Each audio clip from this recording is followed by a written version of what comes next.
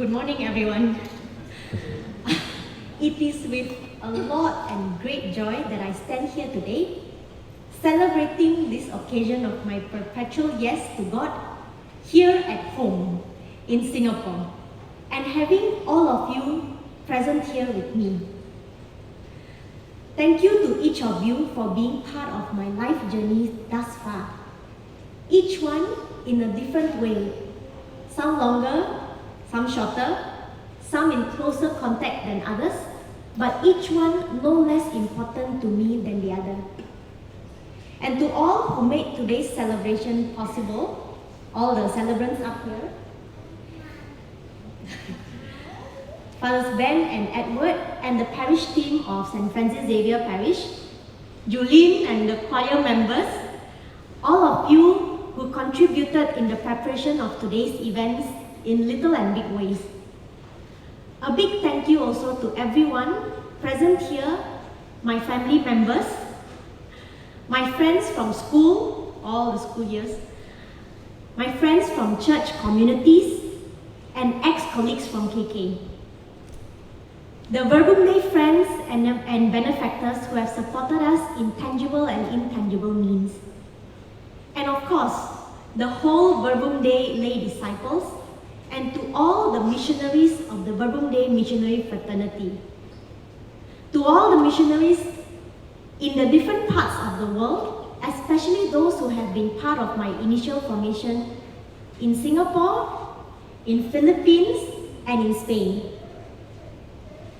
Thank you also to the first 4 missionaries that I met for the first time here in Singapore at the very beginning.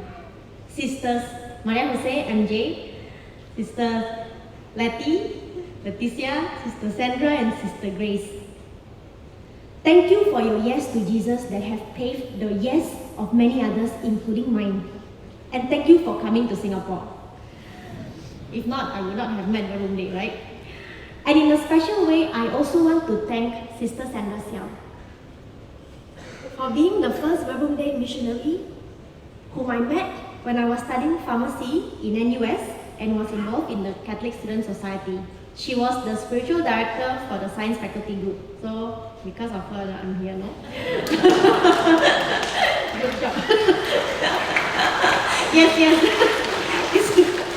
And more importantly, Sister Sandra, for being the one who has accompanied me tirelessly, really tirelessly, from the very beginning through the different stages of my missionary journey until today.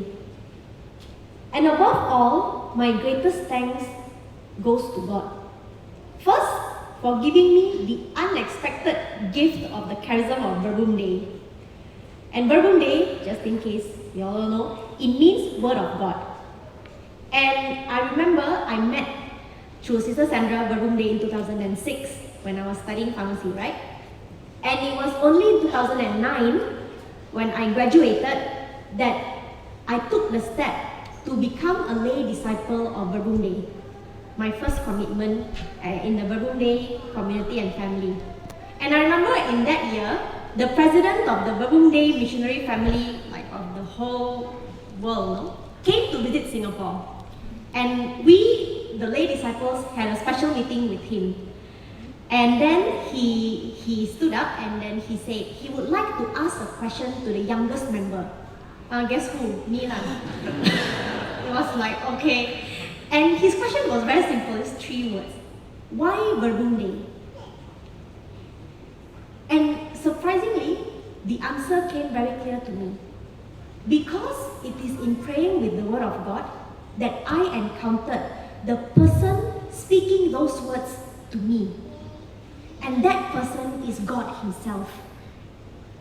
And I first discovered that with the first reading of today, Isaiah 43, 1-4. When it says in the passage, "You are mine." But at that moment, it ceased to be just words in any generic Bible. It was words spoken by someone directly to me, for me. It was words spoken from Jesus straight to me.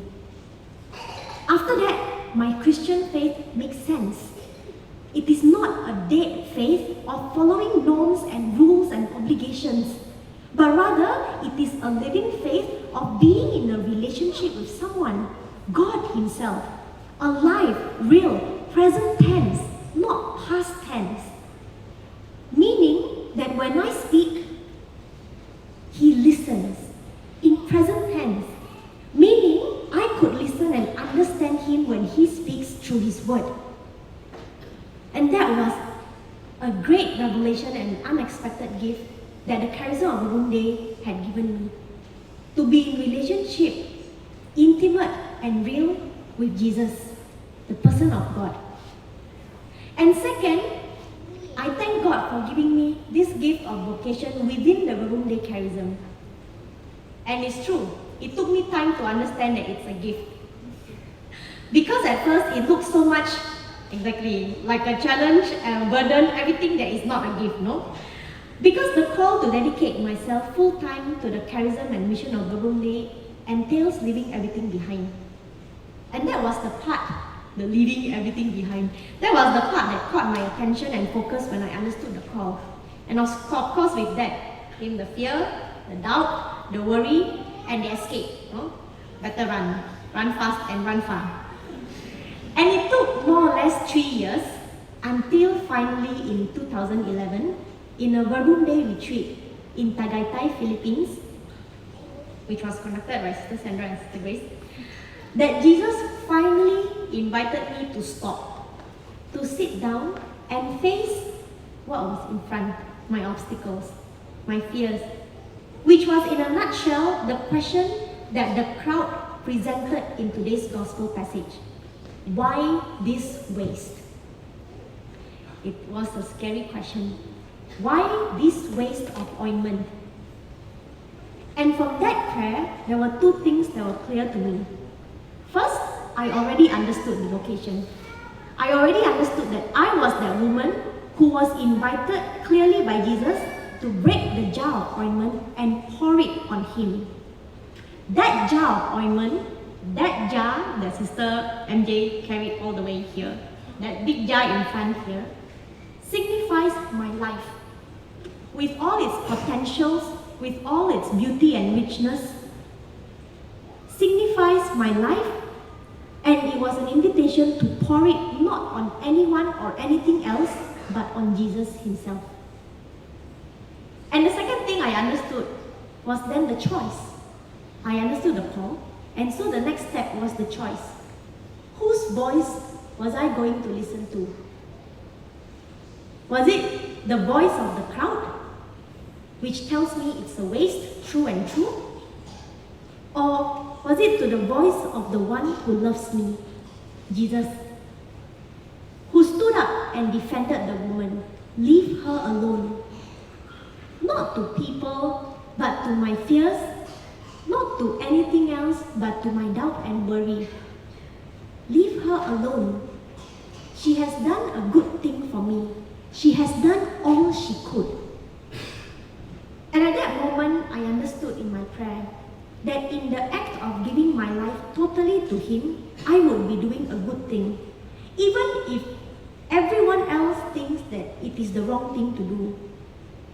And like the woman, in fact, it is the one good thing that I could do for Jesus.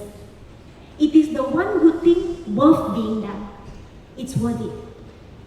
Precisely because my life was rich, was full of potential, and was beautiful in the eyes of God. And that was the word of God I heard that day, 2011 in December, and still hears today. Monika, Nick, nothing is wasted. Nothing is wasted.